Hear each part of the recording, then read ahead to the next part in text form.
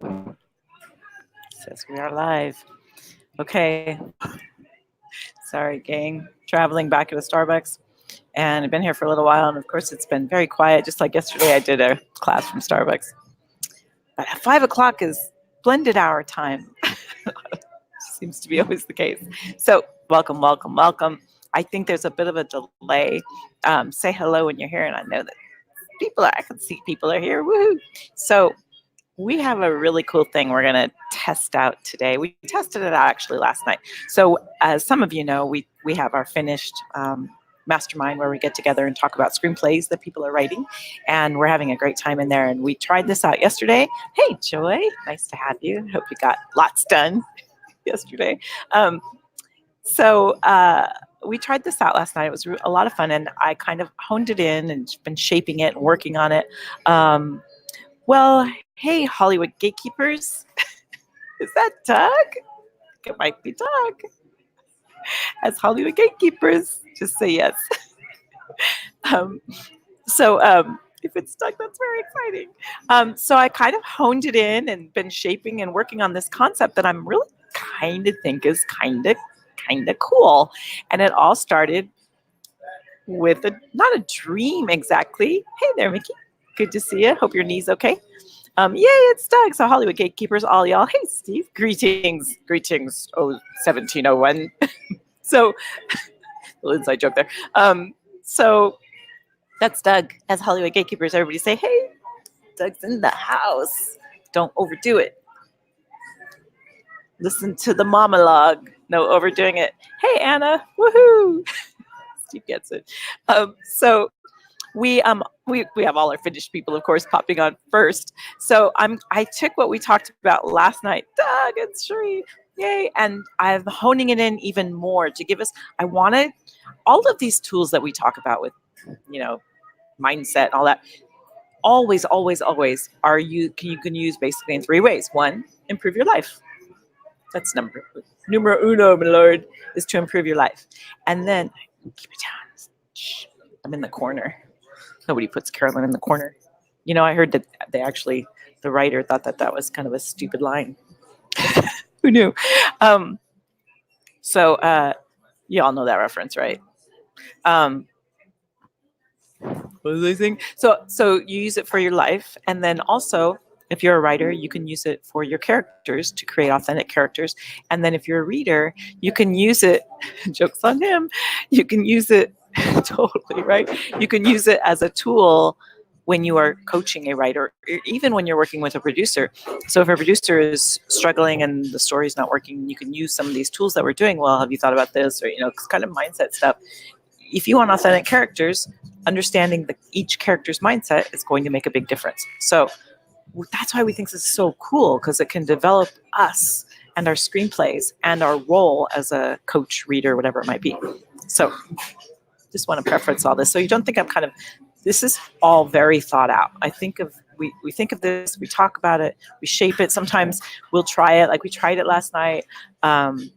It seemed like people were kind of thinking about stuff. And so we kind of test it out, and then we really try to shape it. And if it really feels weird and awkward, then we move on to something else, which is the key to anything, persistence. The key to finishing your screenplay is just keep going, keep trying, keep morphing. There's no such thing as failing or even mistakes. It's all just like, oh, course correction. Oh, that's not, this way isn't quite working. Let's shift the sail a little bit this way, and just keep on swimming.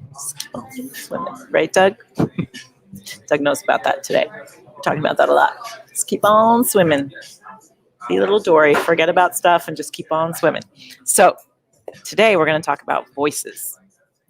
We're going to take this, for those of you that were there last night, this will take it on your TV.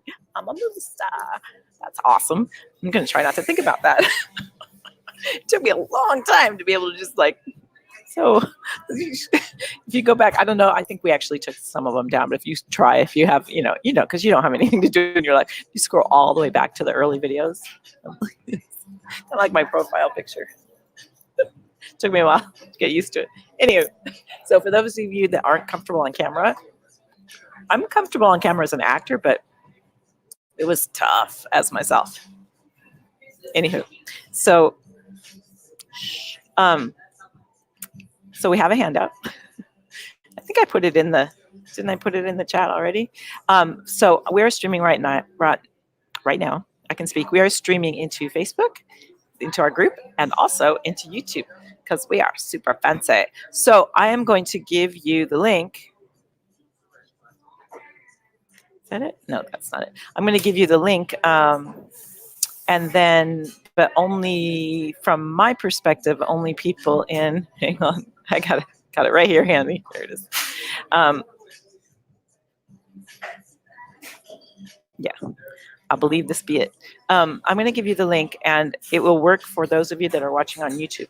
But if you're watching in the group, I don't know that we have anybody. So it is this. Oh, here, I know.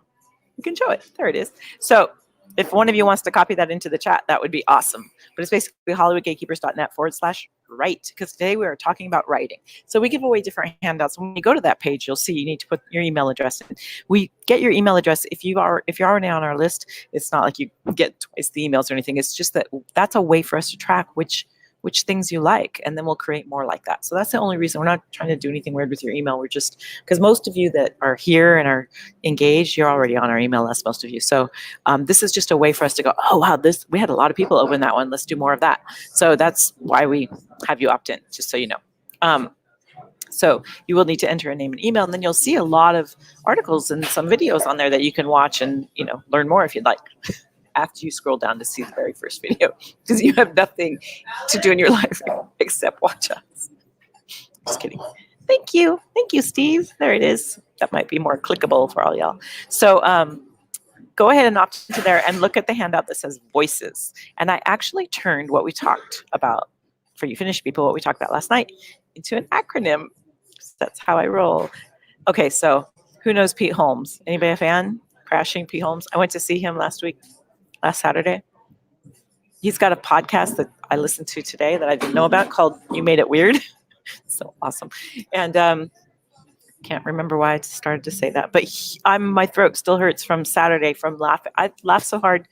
Talk about dialogue. I actually got a little bit concerned. I was laughing so hard, guys. So flippin' funny. So anywho, so we're going to talk about the voices in your head today. And so I kind of created this idea, and it kind of came to me, not really in a dream, but I woke up with this idea of, what if you could put your characters in your pocket? Of course. Don't we all wake up with that? Yes, I did. So I thought, oh, that's kind of cool. So last night this actually was, wow, it doesn't feel like a dream. I mean, clearly it is a dream, but it doesn't really, it's not really a dream though. It's kind of my, yeah, You Made It Weird, Pete Holmes. That's the one. So good. So good. Okay. I'm not going to do any of his jokes because he also had the show on HBO called Crashing, and they canceled it because I liked it. So, right, it is a cool idea, right? I think it's a super cool idea. Last night I had, oh shoot, now I can't remember what he was called. Like this, I wouldn't call it. It was like a cartoon dinosaur that came into my dream. All for one. No, I'll come back around. I wrote it down this morning because it was so cool. It was like All in One. That's what it was. His name was All in One. And it was like anytime, because as some of you know, sleep is one of my biggest challenges. I slept 9 hours. I mean, that's like a massive goal. I mean, because the last 3 nights, I think I slept 5 or maybe 4. So to be able to kind of try to catch up, and I'm trying to get on this habit, because this has been a long time that since my whole life as a child. I did shows when I was a kid. So getting a full night's sleep has been a real challenge for me. So every time I'd wake up, the dinosaur would come and say, it's all in one. Meaning, I got all your problems. They're all right here in one. They're all in my dinosaur body. I've got all your problems, all of the things you're worried about, all the things that are going on with friends that don't feel good.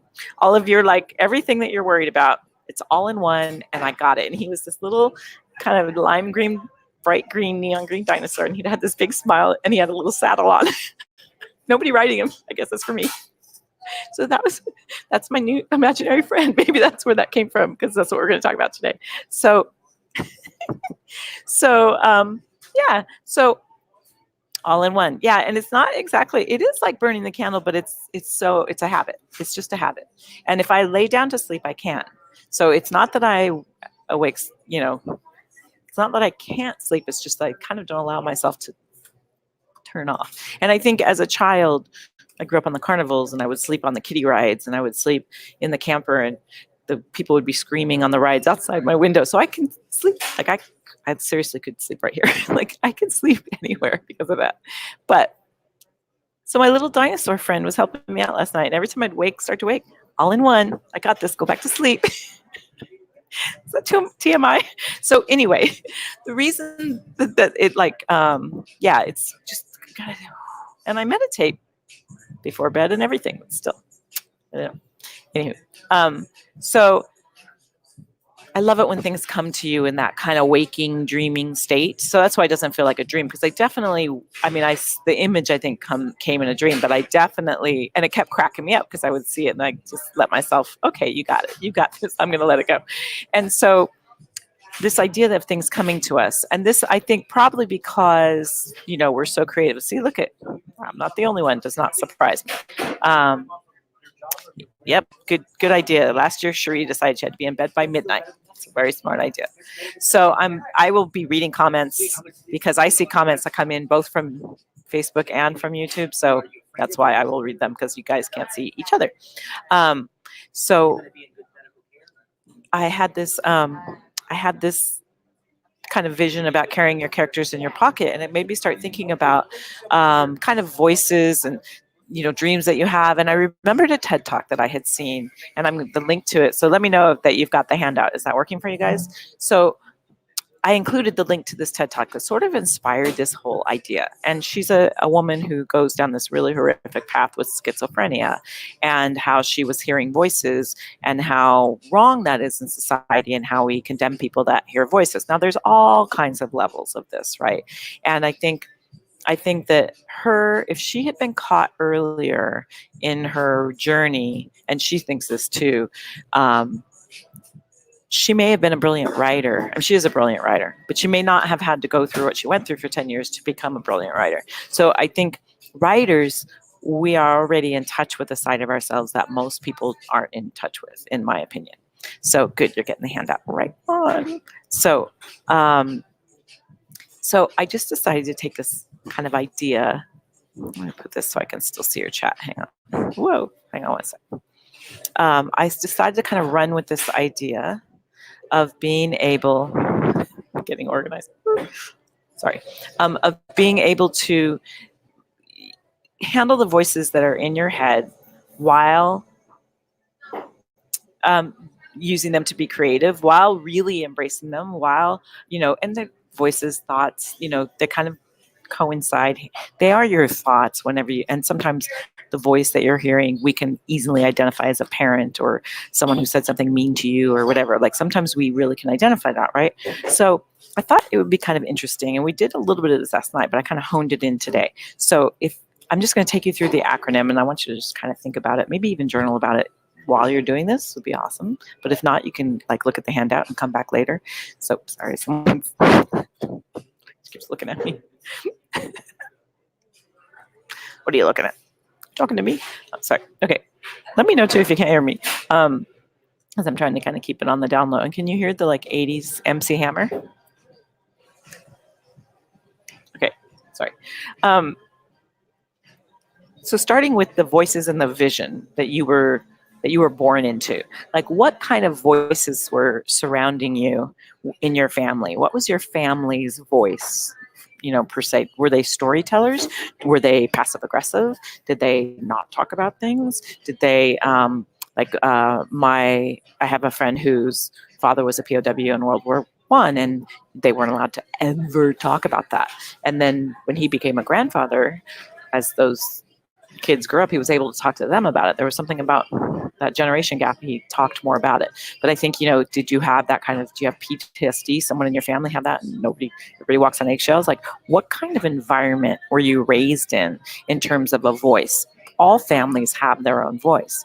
And I, you know, I'm pretty open, and I share stories about my own life, and I share stories about, you know, growing up on the carnivals, or kind of a chaotic, very creative childhood. I also have on my father's side of the family a lot of mental illness and some schizophrenia and some people in institutions and a lot of inventors. And I think there's a super fine line between being an inventor and being wacky. And so they've embraced on that side of the family, they've really embraced this idea of being creative. So I was allowed as a child to have imaginary friends, to have talk out loud to myself, to sing all the time, dance around and sing. That was always not only allowed, but encouraged. My dad would jump in and dance with me. Like, that's the good side of that. The flip side of that is my dad had no judgment about people, but he had a really terrible sense of people as well. So consequently, we had, like, I was thinking about him letting me on the carnival circuit hang out all day with the guy that, you throw the darts that hit the balloons. We stopped doing the carnivals when I was 7, or 6 actually. So I was younger than that, where I hung out with the carnival guy all day and just pulled out the darts out of the balloons and gave them back to the customers. And so I hung out there all day long helping the dart man, carny guy with no teeth, probably high on cocaine. And then, I came back to the trailer and my dad was like, "How was it?" And I go, "It was great, but why does he call everybody Mark?" For those of you who don't know what that is. And he started laughing. So he calls everybody Mark because a mark in the carnival is someone you're going to take their money or you're going to take advantage of them in some way. And so that was like, that's just one of a bajillion stories of running around the carnivals with no shoes in a pink bathing suit. Yeah, so they supported my imagination, but the flip side of that is there was like some boundary problems and that kind of thing. So, but I do what I call conscious blaming. So I totally get it. Hypercritical, negative, judgmental voices, but also lots of storytelling. So, and sometimes those hypercritical are born from a place of wanting to keep you safe. So my dad's creativity is born out of a place of love and acceptance and understanding. But the flip side of it is a lack of safety and judgment in terms of who was able to come into our lives. And so we had some really shady characters come in and out of our lives. And so, there's a flip side. The hypercritical thing could keep you safe, but then can also shut you down. So think about, what is your family, like really identifying that, that voice and, that, what was it like for you to grow up in that? So on the flip side, my father had a mother who was very grounded, thank goodness, but she also was like, women don't speak. So I had these very opposing views growing up. So we all have these kind of views, and I share mine in hopes of you being really willing to get in touch with your own, to really think about it, and really consider what might it be. I kind of feel like if I can sort of model being vulnerable and throwing that out there, because no judgment, my parents are freaking awesome and I miss them both terribly. So like we're all doing the best that we can. And in there, they're trying to figure it out too. So if we can look at our parents in that way, regardless of how wonderful or horrible they were, they're still everyone's got, a bunch of stuff they're dealing with. So being able to look at what is the voice of your family, what did they bring to you? Did they nurture your voice? What voice did they nurture? Did they nurture your fear, or did they nurture possibility? Like, which one was more prevalent? Can you think about like whatever comes immediately to mind is usually the more prominent voice that you had in your family. If you immediately think of all the negative, fearful things they said to you, most likely, most of the time, they're coming from, money doesn't go on trees. Don't go there, stay here. Like, just, really like this limiting idea. And also this idea that, no, that's not okay. Don't look at the possibility there, because there's all kinds of traps. So that's a super common view of the world. What did they bring to you? So, yeah, guilt and shame, they go so hand in hand, right? Guilt and shame. Just write a song about it. Yeah, so guilt and shame definitely go hand in hand, and it's a way of gaining love and controlling people and that kind of thing. So being able to sort of conscious blame and say, okay, I understand this voice. Now, how can we take that voice and now we're going to go to O and turn it into just opinions, and it's also options. So how has that voice of your family then manifested into opinions and options? Do you see solutions or do you see problems? Now start listening to your family, start listening to yourself. When you say, oh, I've got this, I'm going to go to this job interview. Does everybody around you say, oh yeah, there's going to be a lot of people competing with, or do they say, oh my goodness, this is so great? Which I think that's why this community is so good, because we are really helping each other stay on the side of possibility, because we could all all go both places, both ways. So guilt and shame, Catholics, says Steve, not a Catholic. So that's not me.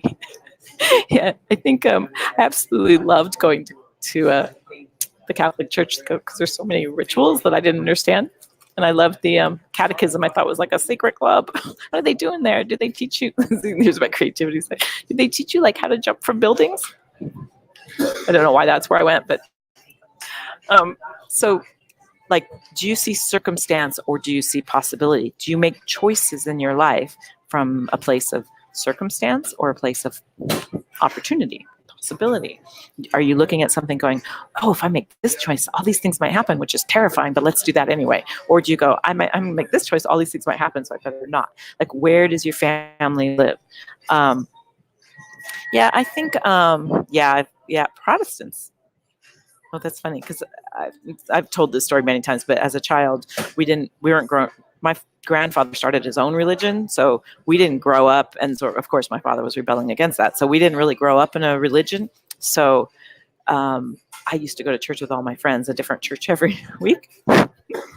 Protestants were always, I do know what you mean, though. Like in some of the sermons, it's a little bit scary. But so now we know those voices, and now we can identify them. Then we go to the I, and all y'all wouldn't be here if I wasn't a major thing in your vernacular and in your heart, because I is imagination and imaginary friends. So I think we created, if we are stifled, I think imaginary friends can turn into, if we are abused and become really isolated, imaginary friends can turn into schizophrenia. I still am not, in my opinion, not positive on, I don't know, honestly, it's just because I'm just ignorant, not very educated on schizophrenia, but I'm not sure if how much is nature or nurture, how much you're born with it and how much it has to do with finding ways to survive when you grow up in a really, really horrible situation. I know that a lot of, and that can even, and schizophrenia and split personality are two different types of things. So I think we do find our imaginary friends as a way to sort of cope with life. It becomes sort of that inner voice, and your inner voice that I think all have. It's just how it forms. Does it just become a voice and it's just your own thought and you kind of know it's your own thought? Or do you actually form an imaginary friends? The fact that an imaginary friend is such a common thing, and most people accept that kids have imaginary friends, and most people are okay with it. So it's like this idea. I mean, I had a very solid imaginary friend that was Karen. It was a very grounded, very logical, and that voice, I would even as an adult, like in college, I remember thinking, okay, this is not a person, but this voice is very clear to me of the more grounded choice to make. And so she became that thing to me. I have all older brothers, and so she became that thing to me. So who were your imaginary friends? I mean, it's interesting that I didn't have one like Flip a Flam or, like Oozle Doozle, something. Like it was a person. So, and I think, and Sally's not here today, but she mentioned hers as being someone that was, could never do anything as well as she could, and she had this whole relationship, right? And mine was kind of the opposite, where she just sort of supported me. So it's a really interesting idea. I'm missing comments here. So Mickey's also the only girl in the family. Nice. Your father paid more attention to the boys. Let the boys do it. That's a common thing in my family. So did your mom. You were told that you could not be a screenwriter or a producer. Guess what? I'm a writer and I got a producer credit. IMDb Pro. Wow. So yeah, my father built sets. It was a theater, and it was always let the boys do it, let the boys do it, let the boys do it. And my mother literally put her hand over my mouth on a regular basis to get me to stop talking, not because I was a chatterbox. I wasn't. I'm more of a chatterbox here now than I was then, because women aren't allowed. So, we all have these things that we deal with it. But then later in life, my mother was able to say, I don't know how you did it, but you developed this voice that I wish I had had. And we bonded over it. So you become writers, Cherie, in order to explain those imaginary friends and voices that are still hung out past childhood. Exactly. How cool is that? Because most people in this world use their imagination for fear. Everywhere. People that are not in touch, we have a secret weapon as writers. We have our imagination, and we can write. that puts us so far ahead of the game, right? We are so out there. And so most people, they use their imagination to tell you about all the things that won't work. So as we open this Facebook group up to new people, and we get the Hollywood gatekeepers and we get screen readers out there, and we start doing our courses, we see a slew of people tell us how we are scammers, we're scam artists, we're not for real, we're full of crap, this could never happen, you can't have this career, all that. None of it's true. All that imagination. That's using their imagination for fear, for shutting themselves and others down. And go look in Facebook and start looking for fear. It is everywhere. So positive imagination is vision. And you can have vision and be negative still too, like Hitler. Like you can have vision and be, you can use fear-based conversation in a visionary fashion. And so sometimes it's couched and I'm just looking out for you. And people do this. We see this all the time where people, this is what it is. And you'll see that on Facebook a lot too. People, let me just show you. Let me just tell you. People. So being able to take that, turn it on its head, take our imaginary friends and really think about what is the voice. So in your journal or however, describe your friends. Like, what purpose did they serve? Did they lift you up? Did they ground you? Did they become a voice in your head? Like, did they become, like Joy has said, did they become your characters? Are they still with you? How did they manifest? Do you talk to yourself now? And if you do, are you really just talking to your imaginary friend? Is it the same thing? What is that? I talk to myself so much that Alexa goes, what? And do you listen to yourself? Listen to how you talk. If you do talk to yourself, what is the tone you're using? Are you listening to that? Are you talking to yourself by saying, get it together, get your shit together? Do you say that kind of thing to yourself? What is your problem? All of that. Like, how are you talking to yourself?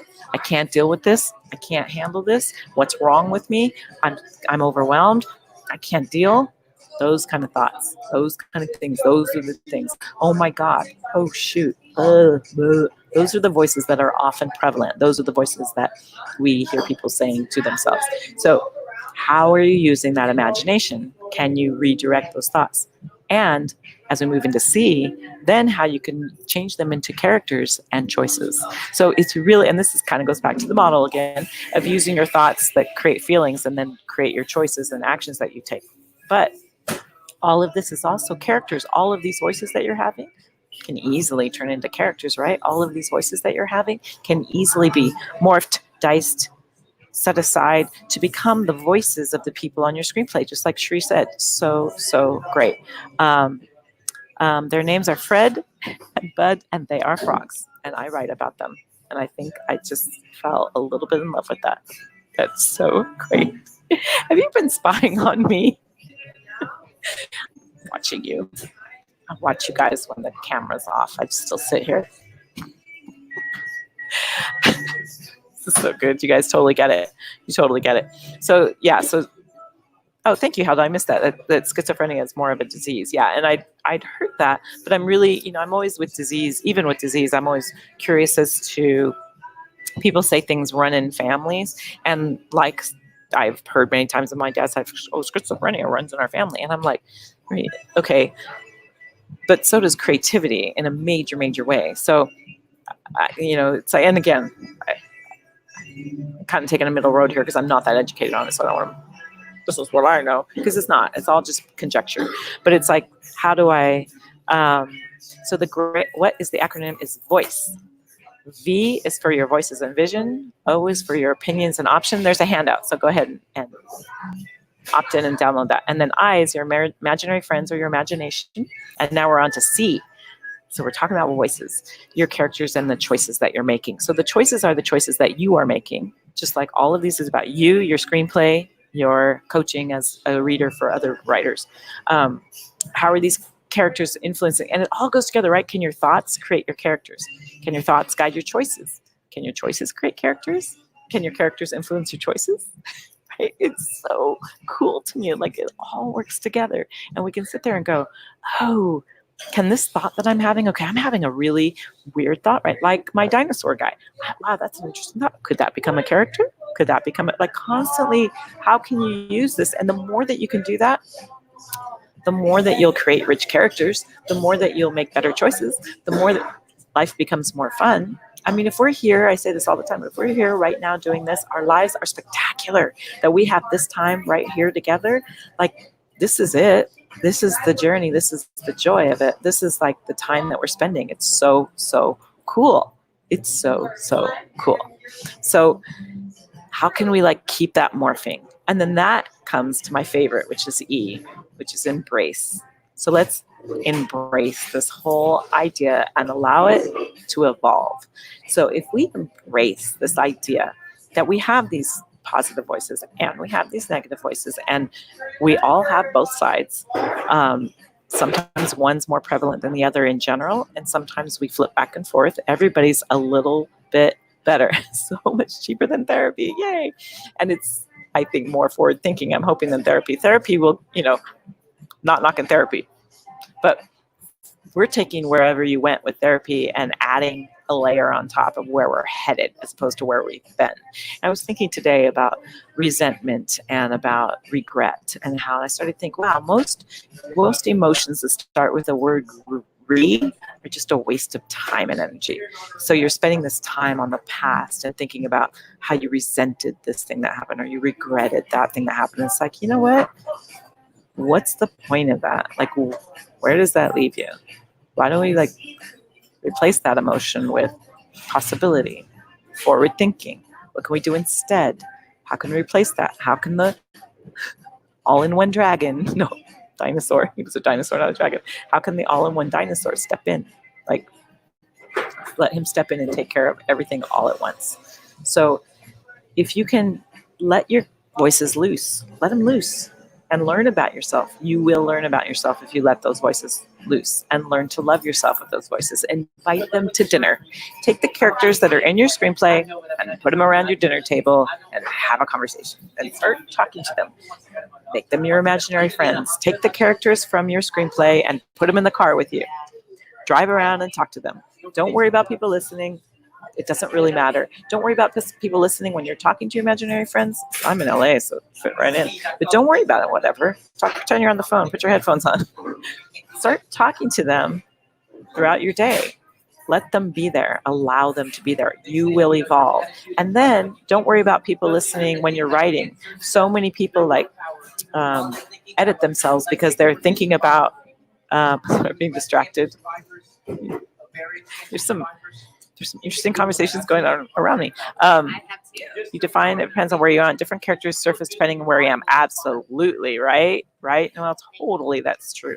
So if you can take the characters with you wherever you're going and talk to them in the car, take them out to dinner, ask them, different questions. And then when you're writing, don't try to edit yourself for the people that are eventually going to see, read, whatever your movie, your script, your book, whatever it might be. Just write you. You are unique to you. Your voice is your voice. And the more you double, triple, bajillion down on you, the more people will relate to you. If you try to write for someone else, your writing will be on the nose. Your writing will be dull. Your writing will be all over the place. Your voice won't be clear. The more you can take those friends out to dinner, listen to the funny things they say, allow them to breathe and live on their own, allow them to evolve, the more that they'll become real, honest people in your head, in your life, and on your screenplay. And this is an amazing, can you imagine if you're a reader and you're trying to help a writer and they're not getting it and you start to just say, well, what would Mike say? What would he say right now? Just start to really make their characters real for them, make them real people. It's super cool, right? Make your characters your imaginary friends. I love this concept. Put your character in your pocket and carry it around with you. This came, I think, from Divine Dinosaurs. And then the final one, because it is voices in your head, is to smile and stretch. Stretch. Just like our SMART goals, right? Smile, melt, allow, relax, and trust. Smile, have fun with it. Allow the voices to take you to new places. Keep the characters in your pocket, carrying them around with you. Ask what they would think about your daily activities. Ask yourself, what would Mike do? Laugh out loud, laugh often, laugh at yourself. Like, just have fun. Like, enjoy the journey, right? There is a very fine line between crazy and creative, very fine line. And we want you here to embrace your crazy. And if you feel like you're actually struggling with mental health, you are not alone. There are many, many people in this world that struggle with mental health. And I highly, highly suggest, if you really feel like you're struggling, to go to some of those TED Talks. There's a lot of them that are about mental health. But this one was a great one. And I put it in there where she talks about the voices in her head. And she says that the question when someone comes to you saying that they're hearing voices should not be what's wrong with you. It should be what happened to you. And I absolutely adore that. So true. What happened to you? All of the voices in our head are a result of what has happened to us in our lives. And we can take those voices and we can create these rich, amazing characters in these screenplays. We can take a writer who's struggling with their voice and going, you're locked. And you're locked because you're afraid. You're afraid of the voices that are in your head. They're there. They're wanting to come out. They're wanting to create characters. They're wanting you to help them do that. And you as a reader, you as a writer, you as a person, you deserve to put that voice on paper. You deserve to help other people put that voice on paper. Other people are searching for that voice and need you to put it there for them. They need that help as well. So that's our role. That's our mission. As writers, we have a secret weapon. We're in touch with our imagination and we can write. So do it. Go write those characters, getting them out, getting them onto the page, and you will resonate with someone. Absolutely. So Alda says, I have an uncle that used to say all the fruits and nuts are in California, or go west. This is so true. So no stifling that voice. Exactly. Pinky Sue is your fun character. She's only 5 years old. It's just, you're just like touching with so many great ones, Mickey. I'm just loving it. You have oil on your floor because your character motorcycles are in your screenplay. So good. So good. So I hope that makes sense. I hope you can carry this acronym around with you with voices, the voices and the options that you have and the opinions that are creating and the imaginary characters that you can have and the choices you can make and embracing and evolving and really smiling and stretching it out there. Like really take that acronym and run with it. I think it's a really easy, cool way for you to create some really authentic characters that are going to make your screenplays just pop right off the page. And then you can also, as a reader, help others do the same. So I hope that makes sense. I hope it works for you. That's what we have this week. And we will be back. I came up with another I don't know, stuff's flowing right now. So another really cool one. I'm not sure that we'll do that next week because we have a couple things coming up that we're super excited about. The masterclass is coming back. Woo! So that'll be February. The first one is February 6th. Here it comes. And then we promised a money mindset, and we're going to do that, a money mindset training on, and I think this is so cool, on leap year, on February 29th. So perfect thing for a leap day, right? So put those on your calendar, and we will have links next week for you. So you guys are the best. You inspire me every single day. And so I think my little all-in-one dragon came out to help us all know that all of our problems, all of our thoughts, all of our blah can all just be all in one. Give it to the all-in-one dragon. He's going to run, or dinosaur, he's going to run around with it. So you don't have to. Cool? All right, you guys. I will see you next week. You're the best. Bye. Yay.